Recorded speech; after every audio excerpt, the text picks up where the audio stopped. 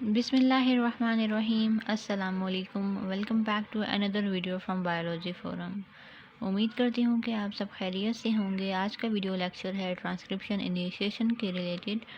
जो मेरी previous video थी उसमें मैंने आपको ट्रांसक्रिप्शन का ओवरव्यू दिया था कि किस तरह प्रोकैरियोट्स और यूकैरियोट्स में ट्रांसक्रिप्शन का प्रोसेस होता है। आज की इस वीडियो में मैं आपको इनिशिएशन के बारे में बताऊँगी और उससे जो है नेक्स्ट वीडियोज़ होंगी उसमें एलोंगेशन और टर्मिनेशन के बारे में।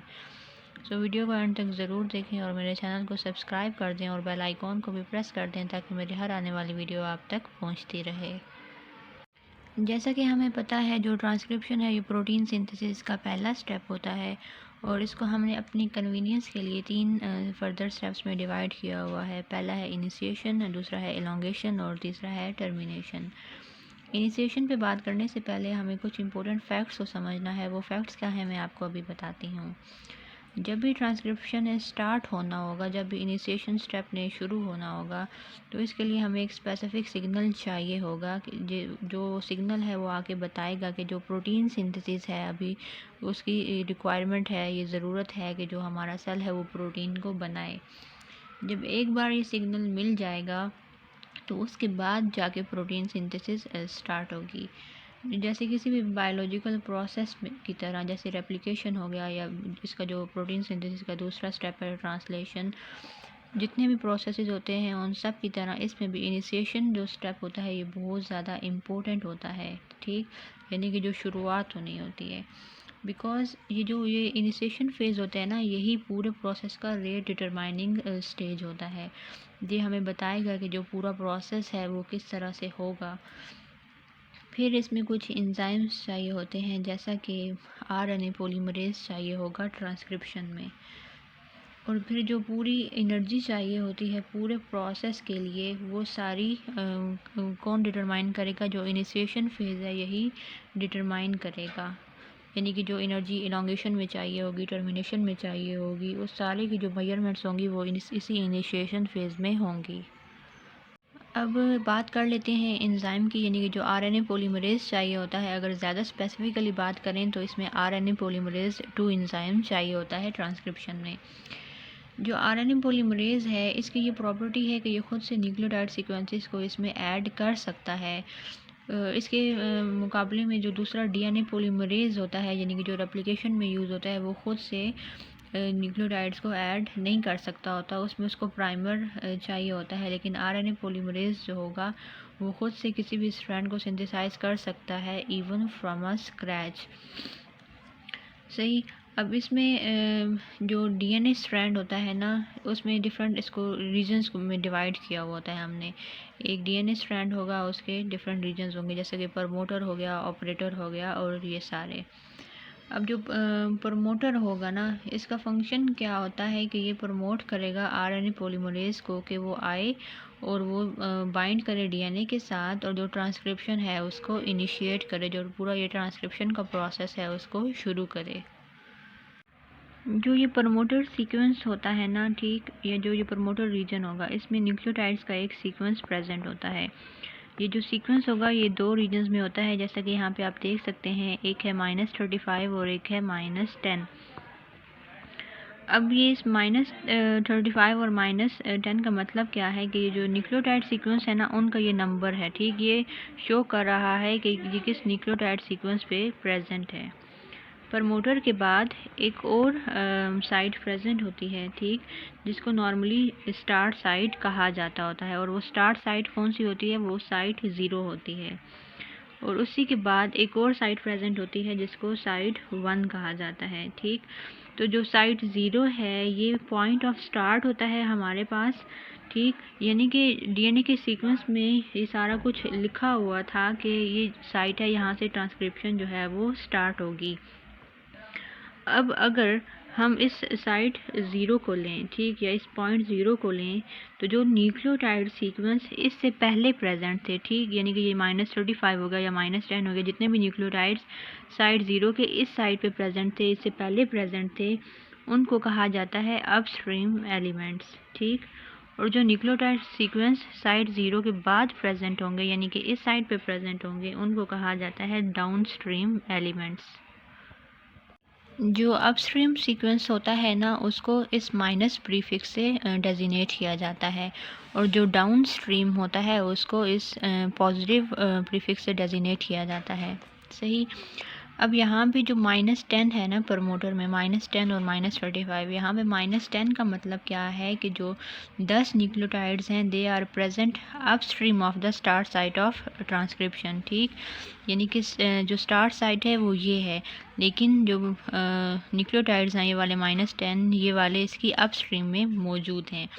इसी तरह अगर +10 होगा तो +10 का मतलब है कि वो सारे न्यूक्लियोटाइड्स कौन से हैं, वो स्टार्ट साइट की डाउन स्ट्रीम में मौजूद हैं। जो प्रमोटर रीजन है, जैसा कि आप यहाँ से देख सकते हैं कि वो अपस्ट्रीम में मौजूद होता है, -35 टू -10 हो गया। अब उसके बाद ये होता है कि जब डीएनए आएगा, यानी कि जब डीएनए के फर्दर पूरा प्रोसेस चलेगा, ट्रांसक्रिप्शन इसकी होगी, तो फिर एक टर्मिनेशन सीक्वेंस आता है। टर्मिनेशन सीक्वेंस के बारे में मैं आपको बाद में बताऊंगी। सही। होप सो आपको जो डीएनए है इसका स्ट्रक्चरल फीचर समझ आ गया होगा कि किस तरह इसमें प्रमोटर प्रेजेंट होता है, किस तरह इसमें जो स्टार्ट साइट होती है वो प्रेजेंट होती है।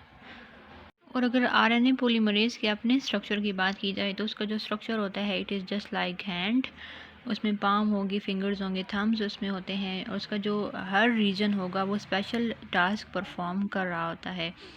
आरएनए पॉलीमरेज भी एक पर्टिकुलर सेक्शन होता है जो डीएनए की मेल्टिंग में हेल्प करता है। यहाँ डीएनए की मेल्टिंग का मतलब होता है कि जो उसके दोनों स्ट्रैंड्स होते हैं उनको वो सेपरेट करता है एक दूसरे से। फिर इसमें सेगमेंट्स होते हैं जस्ट लाइक पाम, और वो क्या करेंगे, वो एक्ट करते हैं एज अ कैटालाइटिक साइट। सही। और जो आरएनए पॉलीमरेज का सबसे मेन पार्ट होता है ना, वो उसका कैटालिटिक पार्ट ही होता है। सही। जो एक्चुअली पार्टिसिपेट कर रहा होता है न्यूक्लियोटाइड सीक्वेंस की एडिशन में। जो ये आरएनए पॉलीमरेज एंजाइम है ना, ये इसको कोर एंजाइम कहा जाता है ट्रांसक्रिप्शन के लिए। ठीक, और जो ये कोर एंजाइम है ये किसी भी डीएनए सीक्वेंस के साथ बाइंड कर सकता है। बट द प्रॉब्लम इज़ कि जो ये कोर एंजाइम है ये खुद से किसी भी प्रमोटर को रिकॉग्नाइज नहीं कर सकता होता।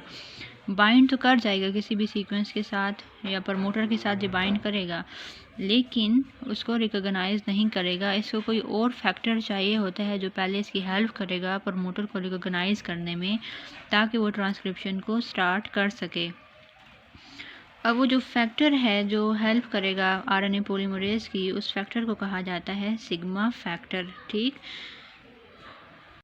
सिग्मा फैक्टर एक प्रोटीन होती है जो कोर एंजाइम के साथ एसोसिएटेड होती है, और ये जो आरएनए पॉलीमरेज है इसकी दो तरह से हेल्प करेगा। एक तो ये कि वो प्रमोटर को डिटेक्ट करेगा प्रॉपर तरीके से, और दूसरा ये कि ये आरएनए पॉलीमरेज की हेल्प करेगा कि जो वो डीएनए स्ट्रैंड के साथ फॉर्मली अटैच हो जाए, उसके साथ अच्छे तरीके से जुड़ जाए। और जो सिग्मा फैक्टर है ये इनिशिएशन प्रोसेस में बहुत ज़्यादा इंपॉर्टेंट फैक्टर है, और जब सिग्मा फैक्टर आएगा, ये अटैच हो जाएगा डीएनए के साथ, तो उसके बाद क्या होगा ये मैं अब आपको बताती हूँ। तो जो आरएनए पॉलीमरेज है वो आएगा, वो यहाँ पे बाइंड करेगा, जैसे कि मैंने पहले बताया कि वो कहीं पे भी बाइंड कर सकता है। और जो आरएनए पॉलीमरेज है ये बहुत ज़्यादा ह्यूज स्ट्रक्चर होता है, और ये काफ़ी सारे न्यूक्लियोटाइड्स को कवर कर सकता होता है। लेकिन ये जो बाइंडिंग होगी ना सिर्फ आरएनए पॉलीमरेज की यहाँ पे डीएनए के साथ, ये फर्म नहीं होगी, और ये प्रमोटर को भी डिटेक्ट नहीं कर सकता होता यहाँ पे। तो इसके लिए सिग्मा फैक्टर रिक्वायर्ड होता है। जब सिग्मा फैक्टर आएगा तो जो आरएनए पॉलीमरेज है वो फॉर्मली बाइंड कर जाएगा, और प्रमोटर को भी वो ढूंढ लेगा। तो जब ये वाली एक अटैचमेंट हो जाएगी, जो सिग्मा फैक्टर है और आरएनए पॉलीमरेज है और डीएनए स्ट्रैंड है, मतलब जो प्रमोटर के साथ ये अटैचमेंट हो जाएगी, तो उसके बाद का जो स्टेज है ये बहुत ही ज़्यादा इम्पोर्टेंट है, क्योंकि इसके बाद आरएनए पॉलीमरेज का स्ट्रक्चर जो है वो चेंज हो जाता है। वो अपने आप को थोड़ा सा मॉडिफाई करता है जब सिग्मा फैक्टर प्रमोटर को डिटेक्ट कर लेता होता है। वो अपने आप को स्ट्रेच करेगा थोड़ा सा, क्योंकि पहले वो स्मॉल था, लेकिन वो फिर सिग्मा फैक्टर के बाद अपने आप को स्ट्रेच कर लेगा। अब ये स्ट्रेचिंग क्यों होती है ये मैं आपको बताती हूँ। यहाँ पे अगर आप इसकी डायग्राम में देखें तो जो आरएनए पॉलीमरेज है ये प्रमोटर से पहले अटैच हुआ है। ठीक है, यानी कि ये दूसरी साइड पे जा रहा है। तो इसका मतलब ये हुआ कि ये प्रमोटर की अपस्ट्रीम से पहले मौजूद है ये आरएनए पॉलीमरेज और सिग्मा फैक्टर। तो यहाँ पे अगर प्रमोटर और आरएनए पॉलीमरेज का कंपैरिजन करें तो आरएनए पॉलीमरेज अपस्ट्रीम में है और जो प्रमोटर है वो डाउनस्ट्रीम में है।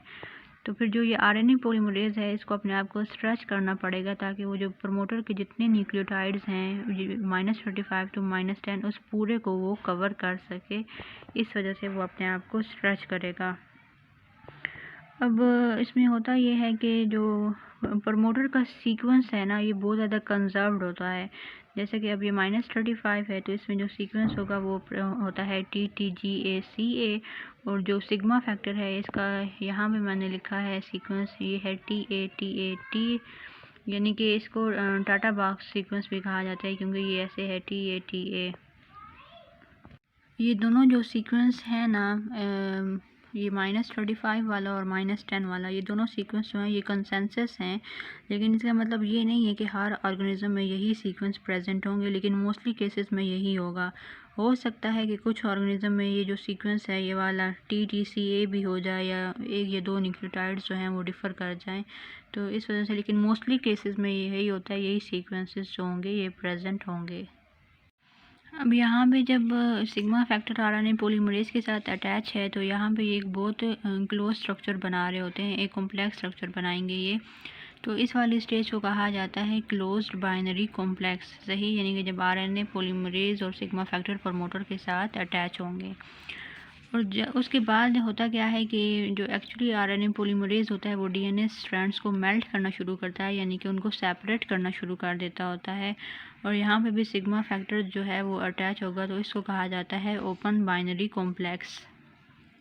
लेकिन इस स्टेज के बाद क्या होता है, सिग्मा फैक्टर यहाँ से रिलीज़ हो जाएगा और पॉलीमरेज एक्चुअल ट्रांसक्रिप्शन स्टार्ट कर देगा। और इसके बाद वाली यानी कि जो ये स्टेज होगी जहाँ पे ट्रांसक्रिप्शन एक्चुअली स्टार्ट होगी, इसको टर्नरी कॉम्प्लेक्स कहा जाता है। और ये सिग्मा फैक्टर को यहाँ पे रिलीज़ क्यों कर देते होते हैं, क्योंकि जब आरएनए पॉलीमरेज स्टार्ट साइड पे पहुँच जाता है तो वो ट्रांसक्रिप्शन स्टार्ट कर देता होता है। और जो सिग्मा फैक्टर होता है ये सिर्फ अडहेरेंस के लिए चाहिए होता है, यानी कि जो प्रमोटर है उसको डिटेक्ट कर सकें और फर्मली अटैच हो जाए वो डीएनए के साथ। तो जब प्रमोटर को डिटेक्ट कर लिया तो उसके बाद उसको रिलीज़ होना होता है, क्योंकि उसके बगैर ट्रांसक्रिप्शन जो होगी वो नहीं हो सकेगी। लेकिन ये सिग्मा फैक्टर किस तरह से रिलीज़ होता है ये अभी तक एग्जैक्टली पता नहीं चल सका। और जब सिग्मा फैक्टर रिलीज़ हो जाता है जो आरएनए पॉलीमरेज का स्ट्रक्चर होता है वो दोबारा से अपनी ओरिजिनल फॉर्म में आ जाता है, वो अपने आप को दोबारा से श्रिंक कर लेगा और यहाँ से फिर ट्रांसक्रिप्शन जो होगी वो स्टार्ट हो जाएगी।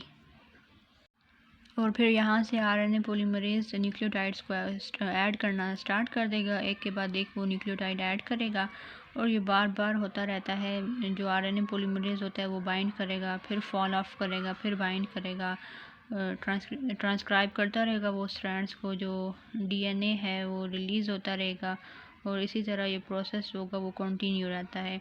शुरू में ये होता है कि जो आरएनए होता है उसके जो स्ट्रैंड्स होंगे ना वो बहुत स्मॉल बनते होते हैं, जो फंक्शनल नहीं होते, यानी कि उनको हम as a protein coding units use नहीं कर सकते होते। और इस वाली स्टेज को कहा जाता है अबॉर्टिव इनिशिएशन ऑफ ट्रांसक्रिप्शन। लेकिन उसके बाद ये होता है कि जब 4 to 5 मिनट्स गुजर जाते हैं तो जो आरएनए होते हैं उसके लॉन्ग स्ट्रैंड्स बनना शुरू हो जाते हैं जो फंक्शनल होते हैं और उसको हम यूज़ कर सकते होते हैं। सो दिस वाज अबाउट सारा इनिशिएशन। और इसमें 4 जो चीज़ें थी वो बहुत ज़्यादा इंपॉर्टेंट हैं, जो क्लोज बाइनरी कॉम्प्लेक्स है, open binary complex, ternary complex, और फिर जो अभी लास्ट में मैंने बताया अबॉर्टिव इनिशिएशन ऑफ ट्रांसक्रिप्शन। इंशाल्लाह नेक्स्ट वीडियो में मैं आपको एलोंगेशन और टर्मिनेशन के बारे में बताऊंगी। वीडियो पसंद आए तो इसको लाइक और शेयर ज़रूर कीजिए। अपना ख्याल रखिए। अल्लाह हाफिज़।